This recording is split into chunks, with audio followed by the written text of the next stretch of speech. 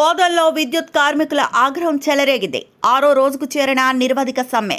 తెలంగాణ రాష్ట్ర విద్యుత్ artisan employees joint action committee పిలుపుతో కొనసాగుతున్న నిరవధిక సమ్మె సోమవారంకు బోధల్లో 6వ రోజుకు చేరుకొని ఉద్రిక్తతను సంతరించుకుంది. ఎస్పీడీసీఎల్ డివిజన్ కార్యాలయం ముందు ఆర్టిజన్లు, ఆన్మండ్ ఉద్యోగులు, మీటర్ రీడర్లు నల్ల రిబ్బన్లు ధరించి గట్టి నిరసన వ్యక్తం చేశారు. వేతనాల పెంపు, సేవా భద్రత, పని విధానాల మెరుగుదలపై ప్రభుత్వం ఇప్పటికీ స్పందించకపోవడంపై నాయకులు తీవ్ర ఆగ్రహం వ్యక్తం చేశారు. సమస్యలు పరిష్కరించకపోతే ఉద్యమాన్ని మరింత ఉధృతం చేసి రాష్ట్ర వ్యాప్తంగా విస్తరిస్తామని హెచ్చరించారు. ఈ కార్యక్రమంలో division chairman Ravikiran, convener G Sanjeev Kumar, Dhanunjay, Abdul Waheed, Bandari, Naveen, Jagan, Srinivas Reddy, Gontiramulu, Mallikarjun, Shravan, Saibaba తదితరులు పాల్గొన్నారు.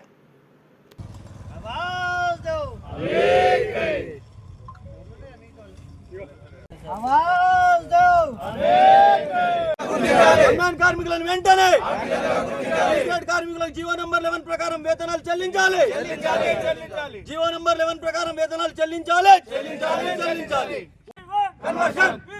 కన్వర్షన్ APSCB రూల్స్ వెంటనే అమలు చేయాలి. APSCB రూల్స్ వెంటనే అమలు చేయాలి. APSCB రూల్స్ వెంటనే అమలు చేయాలి. APSCB రూల్స్ వెంటనే ఆర్టిజన్ వద్దురా. ఆర్టిజన్ వద్దురా. కార్మికుల ఐక్యత. కార్మికుల ఐక్యత. APSCB రూల్స్ వెంటనే ఆర్టిజన్ వద్దురా. ఆర్టిజన్ వద్దురా. కార్మికుల ఐక్యత. కార్మికుల ఐక్యత.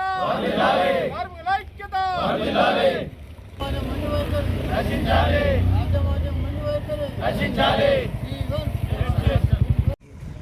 ఆర్టిజన్లము అనే మేము సబ్స్టేషన్లో పనిచేస్తాము. అయితే గత 15-18 ఏళ్ళ నుంచి ఈ సంస్థకు మేము ఎన్నో సేవలు చేశాము. కానీ ఈ సంస్థలో మాకు స్పెషల్గా ఒక ఆర్టిజన్ అనే రూల్ పెట్టేసి మమ్మల్ని చాలా దౌర్జన్యానికి గురిచేసింది. ఈ సంస్థలో ఒకే సంస్థ ఒకే రూల్ అని చెప్పేసి ఉండాల్సిన దగ్గర మమ్మల్ని అబ్జర్వ్ అని చెప్పేసి గత ప్రభుత్వము ఇప్పటివరకు మమ్మల్ని ఏ విధంగా అటు పర్మనెంట్ ఎంప్లాయీ కాకుండా ఇటు అవుట్సోర్సింగ్ కాకుండా మమ్మల్ని ఇబ్బంది పెట్టింది. దానికి మేము గత నెల 26వ తారీఖు మరియు 30వ తారీఖు, ఈ నెలలో 8వ తారీఖు నుండి నిరవధిక సమ్మెలోకి దిగినాము. రాష్ట్ర వ్యాప్తంగా ఉన్న 19,000 ఆర్టిజన్లము ఈ సమ్మెలో పాల్గొంటున్నాము. ప్రభుత్వం కానీ ఇటు యాజమాన్యం కానీ ఇప్పటి వరకు మమ్మల్ని ఏ విధంగా కూడా చర్చలకు పిలిచి మమ్మల్ని మా డిమాండ్లను ఏవైతే ఉన్నాయో చదువుకు తగ్గట్టు అర్హత, అలాగే మాకు ఇదివరకే గ్రేడ్ చేంజ్ చేయాల్సింది అది చేయకుండా ఇప్పుడు మేము ఏదైతే ఏపీఎస్బీ రూల్స్ అడుగుతున్నామో ఆ రూల్స్ని వర్తింపజేయకుండా అన్మ్యాన్డ్ కార్మికులను ఆర్టిజన్లుగా గుర్తించాలని, అలాగే పీస్ రేట్ కార్మికులను నెల పూర్తిగా పని కల్పించి పనికి తగ్గ జీతం కల్పించాలని చెప్పేసి మా న్యాయమైన డిమాండ్లను ప్రభుత్వానికి పెట్టడం జరిగింది. కానీ ప్రభుత్వం కానీ యాజమాన్యం కానీ ఎలాంటి చలనం లేకుండా మమ్మల్ని మోసపూరితమైన మాటలు చెప్పి మమ్మల్ని ఇబ్బంది పెడుతున్నది. కాబట్టి మేము ఈ నిరవధిక సమ్మెని ఈరోజు ఏదైతే లేబర్ కోర్ట్ కమిషన్ దగ్గర జరిగిన చర్చలు ఈరోజు కూడా విఫలం జరగడం జరిగింది.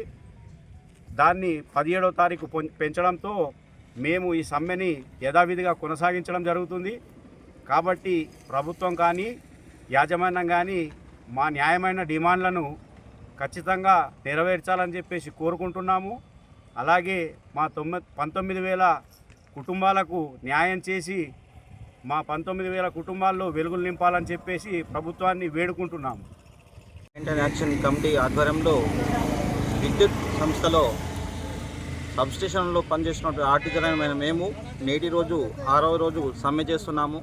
దీనికి కారణం గత ప్రభుత్వాలు మమ్మల్ని పర్మనెంట్ చేస్తామని కుట్రలు పని మమ్మల్ని ఆర్టిజన్ అనే నామకరణం చేసి మమ్మల్ని ఇటు ఒకే సంస్థ ఒకే రూల్స్ కాకుండా విరుద్ధమైన స్టాండింగ్ రూల్స్ను పెట్టి మమ్మల్ని మోసం చేయడం జరిగింది.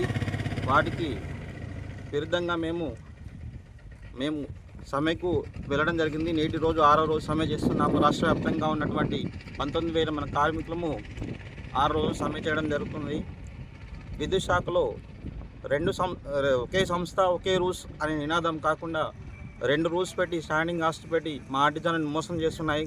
కాబట్టి ఈ ప్రభుత్వానికి ఈ సమ్మె ద్వారా మా నిరసన తెలుపుతున్నాము. ఆర్టిజన్లకు న్యాయం చేయాలి. అదేవిధంగా అన్మ్యాన్ కార్మికులను ఆర్టిజన్లుగా గుర్తించాలని సమ్మెను చేస్తున్నాము. తెలంగాణ విద్యుత్ artisan employees joint action committee పిలుపు మేరకు మేము ఈ రోజుకు సమ్మె 6వ రోజు సమ్మె జరుగుతుంది. ఇప్పటి వరకు కూడా ప్రభుత్వం నుంచి ఎలాంటి చర్చలు కానీ ఏవి కూడా లేవు. మేము న్యాయబద్ధమైన కోరికలే కోరుతున్నాం. మేము ఏవంటే ప్రభుత్వంలో ఉన్నటువంటి ఇప్పుడు ప్రభుత్వ ఉద్యోగులకు ఏవైతే ఏపీఎఫ్సి సర్వీస్ రూల్స్ ఉన్నాయో మాకు కూడా అవే కావాలి.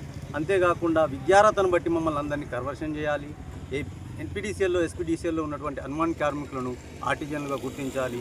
పీస్ రేట్ కార్మికులకు అమలీ వర్కర్లకు కింద జియో నంబర్ 11 ప్రకారం శాలరీస్ ఇవ్వాలి. ఇవన్నీ మా న్యాయమైన కోరికలు.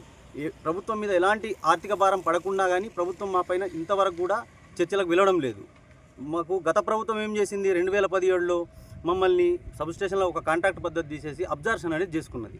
అప్పుడు ఏమని చెప్పింది, టీఆర్ఎస్ గవర్నమెంట్ అసెంబ్లీ సాక్షిగా మిమ్మల్ని అందరినీ పర్మనెంట్ చేసిందని చెప్పుకున్నారు. కానీ ఇప్పటి వరకు మేము పర్మనెంట్ అన్నదే లేదు. మేము ఇంకా కాంట్రాక్ట్ ఉద్యోగులనే కొనసాగుతున్నాం. ఇది ఏపీఎస్సీబీ రూల్స్ కాకుండా మా పైన స్టాండింగ్ ఆర్డర్స్ అనేది సపరేట్ రూల్స్ రుద్దడం జరిగింది. దాని ప్రకారంగా మేము ప్రతి ఒక్క విషయంలో నష్టపోవడం జరుగుతున్నది. గ్రాట్యుటీ విషయంలో కానీ, లీవ్స్ విషయంలో కానీ, లీవ్స్ అండ్ క్యాష్ విషయంలో కానీ ప్రతి ఒక్క విషయంలో కూడా నష్టపోవడం జరుగుతున్నది. మేము కోరేది ఒకటే కోరిక, సుప్రీంకోర్టు కూడా ఏమని చెప్పింది, సమాన పనికి సమాన వేతనం అని చెప్పింది. ఇప్పుడు మేము అందరం కూడా ఒకే సంస్థలో ఒకే పని చేసినప్పుడు వాళ్ళకు శాలరీ విషయంలో వ్యత్యాసము, మాకు వ్యత్యాసం జరుగుతున్నది. కాబట్టి మాకు ఏపీఎస్సీబీ రూల్స్ అనేది మా ఫస్ట్ డిమాండ్. అలాగే మాకు విద్యార్హతను బట్టి ప్రతి ఒక్కరికి కూడా కన్వర్షన్ చేయాలి. అంతేకాకుండా అన్మాన్ కార్మికులు కూడా చాలా రోజుల నుంచి ఎన్నో దగ్గరలో రోజుకొకరు పిట్టలాగా రాలిపోతున్నారు. అయినా ప్రభుత్వం ఏం అసలు పట్టించుకుంటూ లేదు. ఇంత అన్యాయం అయితే ఎట్లా ఇది? అసలు మేము కూడా కాంగ్రెస్ గవర్నమెంట్కి ఓట్లేసి గెలిపించుకున్న వాళ్ళమే. మనం బట్టి విక్రమార్క గారు వీళ్ళంతా టీఆర్ఎస్ గవర్నమెంట్లో పర్మనెంట్ అబ్జర్షన్ చేసుకున్నారు కాబట్టి వీళ్ళందరూ టీఆర్ఎస్ సంబంధించిన వాళ్ళని అపోహలో ఉన్నట్టున్నాడు ఆయన. అయ్యా బట్టి విక్రమార్క గారు, మీరు కూడా పాదయాత్రలు చెప్పిన ఒకసారి యాడ్ చేసుకోండి. ఎవరైతే మన ముఖ్యమంత్రి రేవంత్ రెడ్డి గారు కానీ మీరు కానీ ప్రతి పాదయాత్రలో సబ్స్టేషన్లలో పోయి కూడా చెప్పారు, మేము అధికారంలోకి రాగానే మీ కోరికలని, మీ న్యాయమైన డిమాండ్స్ అని నెరవేర్స్తామని. ఇప్పుడు గుర్తు రాకొచ్చినామా? మేము కూడా ఓట్లేస్తేనే గెలిచి ఈరోజు మీరు గవర్నమెంట్లో ఉన్నారు. ప్రజల కోసమే గవర్నమెంట్. ముందు ఫస్ట్ ఆఫ్ ఆల్ మీరు మా గురించి ఆలోచించి చర్చించండి. అసలు మేము అడిగేది ఏమన్నా న్యాయంగా ఉందా అన్యాయంగా ఉందా అనేది ఫస్ట్ మీరు ఆలోచించాలి. ఆలోచించి మేము న్యాయబద్ధమైన కోరికలు కొడితే సరే, మాకు మీరు ఏ విధమైన చేసినా మేము ఒప్పుకుంటాం. మేము ప్రతి ఒక్కరు 25 సంవత్సరాల నుంచి చేస్తున్నాను. నేను ఇప్పటి వరకు కూడా నా ముందట వచ్చిన వాళ్ళందరూ ఒక్కొక్కరు చెప్పద్దు అమౌంట్ శాలరీ తీసుకుంటున్నాను. మేము 36,000 జీతంలో తీసుకుంటున్నాను. నేను మాకు కూడా విద్యార్హత ఉన్నది. కాబట్టి ఖచ్చితంగా మా న్యాయమైన డిమాండ్లను తీర్చే వరకు మేము సమ్మె అనేది విరమించేదే లేదు. అవసరమైతే నిరాహార దీక్ష కూడా సిద్ధంగా ఉన్నాం. మేము ఏమంటే మీ ప్రభుత్వం కనబడతలేమా? మేము అసలు ఇంతవరకు కూడా మీరు ఎందుకు చర్చలకు పిలుస్తలేరు? ముఖ్యమంత్రి గారు మీరు మీడియా చూస్తలేరు అసలు? దయచేసి ముఖ్యమంత్రి వరకు కూడా నేను మాట్లాడే వాయిస్ ముఖ్యమంత్రి వరకు కూడా చేరాలని, ఖచ్చితంగా మా డిమాండ్లు సాధన అయ్యే వరకు మేము సమ్మెను విరమించమని మీడియా సాక్షిగా తెలియజేస్తున్నాను. మరిన్ని అప్డేట్స్ కోసం మా ఛానల్ని సబ్స్క్రైబ్ చేయండి.